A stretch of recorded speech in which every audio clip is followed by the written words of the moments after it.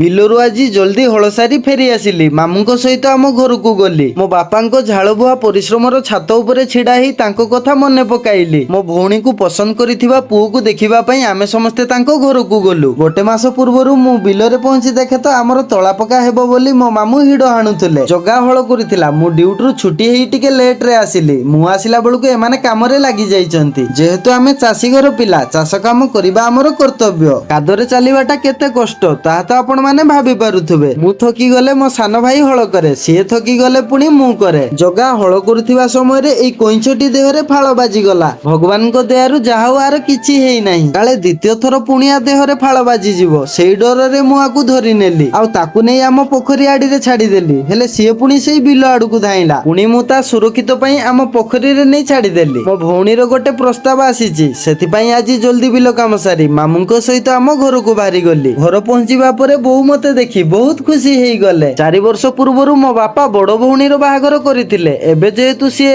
ଦୁନିଆର ନାହାନ୍ତି, ସାନ ଭଉଣୀର ବାହାଘର ଦାୟିତ୍ୱ ସବୁ ମୋ ଉପରେ। ମୋ ମାର ମାନସିକ ଅବସ୍ଥା ତ ଠିକ ନାହିଁ, ସେଥିପାଇଁ ମୋ ବୋଉ ଚିନ୍ତାରେ ପଡି ଯାଉଛନ୍ତି ଆମେ ଏ ବାହାଘର କେମିତି କରିବା। ଇଏ ହଉଛି ମୋ ବାପାଙ୍କ ଝାଳବୁହା ପରିଶ୍ରମର ଘର, ଆଉ ଏବେ ବି ତାଙ୍କ ହାତ ସଜଡା କାଠ ଛାତ ଉପରେ ସେମିତି ଅଛି। ଏବେ ମୁଁ ବୁଝିପାରୁଛି ବାପାଙ୍କ ବିନା ଜୀବନ ବିତେଇବା କେତେ କଷ୍ଟ। ମୋ ମାମୁଙ୍କ ପାଖରୁ ମୁଁ ବାପାର ସ୍ନେହ ପାଉଛି ବୋଲି ମତେ ଆଗକୁ ବଢିବା ପାଇଁ ଧୈର୍ଯ୍ୟ ଆଉ ସାହସ ମିଳୁଛି। ମାମୁଙ୍କୁ ମୁଁ ସାମ୍ନା ସାମ୍ନି ଭିଡିଓରେ ବେଶୀ ଆଣିପାରେ ନାହିଁ, କାହିଁକି ନା ସିଏ ଭାବନ୍ତି ଏସବୁ କରି ମତେ କଣ ମିଳିବ। ସେଥିପାଇଁ ଆପଣ ମାନଙ୍କ ସପୋର୍ଟ ମତେ ନିହାତି ଦରକାର, ଯାହାଦ୍ୱାରା କି ମାମୁଙ୍କୁ ମୁଁ ଭିଡିଓରେ ଆଣିପାରିବି। ମୋ ଭଉଣୀକୁ ପୁଅ ଘର ବାଲା ପସନ୍ଦ କରିଛନ୍ତି ଆଉ ଗୋଟେ ସପ୍ତାହ ଭିତରେ ବାହାଘର କରିବା ପାଇଁ କହୁଛନ୍ତି। ମୋ ଦ୍ୱିତୀୟ ମାମୁଁ ଘର ମାମୁଁ ଆଉ ମୋ ଭିଣେଇ ଭାଇ ପହଞ୍ଚିବା ପରେ ଆମେ ବାହାରି ଗଲୁ ପୁଅ ଘରକୁ। ସେଠି ପହଞ୍ଚିବା ପରେ କଣ ଫାଇନାଲ ହେଲା ଆପଣ ମାନଙ୍କୁ କାଲି ଜଣେଇବି। ସେଥିପାଇଁ ପ୍ଲିଜ ମୋ ଚ୍ୟାନେଲକୁ ସବସ୍କ୍ରାଇବ କରିଦେବେ। ରହିଲି, ଜୟ ଜଗନ୍ନାଥ।